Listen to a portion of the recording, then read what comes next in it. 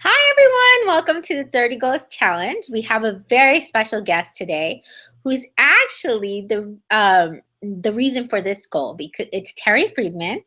And Terry Freedman is a good friend of mine that I've known for quite a while. And one of the reasons why I know him is because I used to watch videos of him, and he's a bit of an ed tech guru based in the UK. He's also the author of the ICT and Computing and Education blog, the Amazing Web 2.0 book, and Coming of Age, an introduction to the World Wide Web. You can follow him on Twitter at Terry Freedman. And the goal for today is to share your best and worst lesson. Okay, so this is based on Terry's recent series where he shares his best and worst lessons, and it's a fantastic series. I recommend you read it. Terry, first, I want to say hi. Hello. Thank you for being with us. And I want to ask you two questions so our listeners get an idea of accomplishing this goal. The questions are: what inspired you to share your best and worst lessons, and how can reflecting on our best and worst lessons enhance our teaching?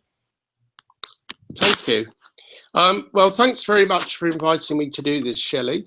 It's a great honour because I'm a very good follower of your 30 Goals series, which I think are absolutely brilliant.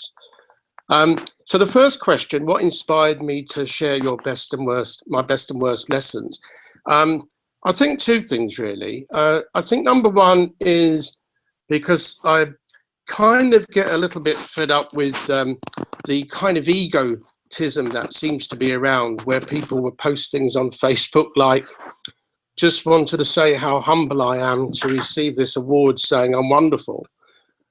And but the more important reason is that lots of people say that it's okay to fail and everything, but very few people talk about it. And, you know, we've all been teachers for a long time and we've all had off days. You know, it just happens. I don't know what things are like in other parts of the world, but in England, if it's windy, you know, the kids are going to be halfway up the walls. You know, you're not going to have a good lesson, or you have to really, really try hard. And we've all had lessons where the technology has gone wrong. In fact, one lesson, I'll have to write this up as well. I was doing teacher training. The whole technology went wrong. It was a complete farce. And someone came up to me afterwards. They said, I'm really pleased everything went wrong. And I said, why is that? And she said, because it kind of gives us permission to get it wrong if someone like you can get it wrong. And I think that's what it's about. You know, the other thing is, and I suppose this kind of goes into your next question, how can reflecting on our best and worst lessons enhance our teaching? I think the first step to any kind of improvement is to be honest and to actually say, this lesson went wrong. What could I have done about it? In a kind of analogous way, some years ago, I did an advanced driving course, and the reason was that I'd nearly had an accident, which wouldn't have been my fault. But I thought to myself, you know, if I'd have been a better driver, I wouldn't have even nearly had an accident. I would have seen it coming a long way off. And I think really what my series is all about, and if you read some of the posts, you'll see this. Like, for example, when I went to that school and the room was locked and there was no printer and everything, if I'd have had the foresight, I should have said, and I do now, ever since then, I should have said to the host school, I will need this equipment. I will need to be in the room 30 minutes early. I will need this kind of projection equipment. Can you supply that, or should I bring it along? That's what I do all the time now. If I'm doing a training course and I want to show a video, I would say to them, I've got a video. What format would you like me to have it in? It doesn't matter to me. Just tell me. So in other words, those kind of car crashes of lessons, I would say 90% of the time you can avoid. Not all of the time. If the fire bell goes off halfway through your lesson when you're doing something brilliant, no one can help that. But do you see what I mean, Shelley? The first step in self-improvement is to say, look, I did that wrong. I could have done it better. And I suppose really the point of me being open about that is to really say to other teachers, look, this is a mistake I made. Maybe I'm unique and I'm the only stupid person in the world, but just in case I'm not, learn from my mistakes. And other people do that on the internet. I mean, you do as well. And I just think that's the way we move forward as a community, if you like. So I hope that's okay, unless you want me to say any more. No, I think that's great. And I think, I don't know if you would agree, but I believe like our worst lessons or when things don't turn out so well, that actually teaches us a lot more than the ones that are very successful. Oh yeah, and I actually think being honest about it and to other people as well, because we don't like upsetting other people. But I remember a trainee teacher who would not take any advice whatsoever, and I sat in on one of his lessons, and I said to him afterwards, and it really was a dreadful lesson. I said to him afterwards, how do you think that went? And he said, I think that was really good. I think that was a really wonderful lesson, one of my best. And I said to him, I just have a simple question to ask you. I said, do you think the kids knew any more at the end of the lesson than they did at the beginning? And he said, no. I said, well, it was a pointless lesson. Which is kind of cruel. But he did improve after that. He kind of realized, well, actually, maybe there is something beyond me, like the kids. Did they actually learn anything? But I do that with myself as well. I can have a really, really good lesson, and I think afterwards, well, did they actually learn it? Did they learn anything about the topic? I mean, I could keep the kids entertained by relating my life story, but did they actually learn anything? And if the answer is no, it was not a good lesson. But I do agree with you. It's the worst lessons because otherwise it just feeds your ego. It's the worst lessons that keep you, that trip you up and say, oh, maybe I'm not as wonderful as I thought, And also, you think about them for a while, and you carry them in your mind.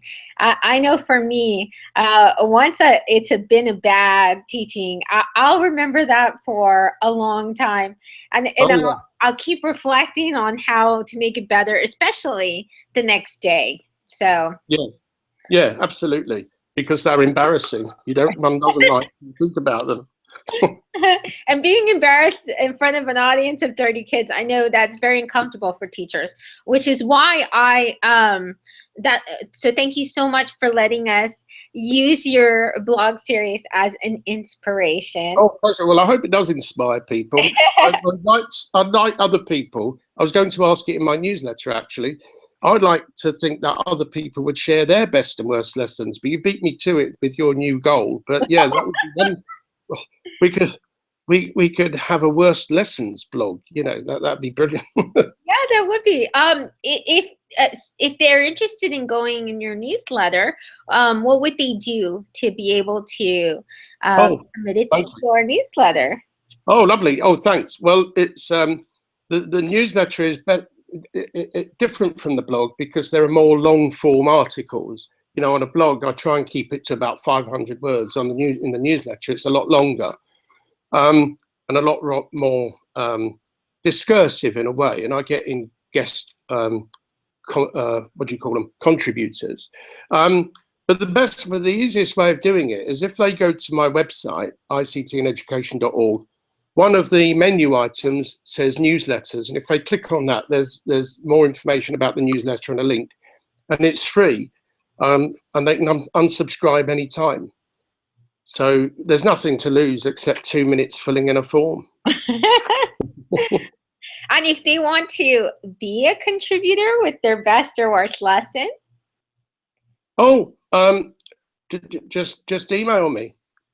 I mean, as long as it's not going to land either of us in court.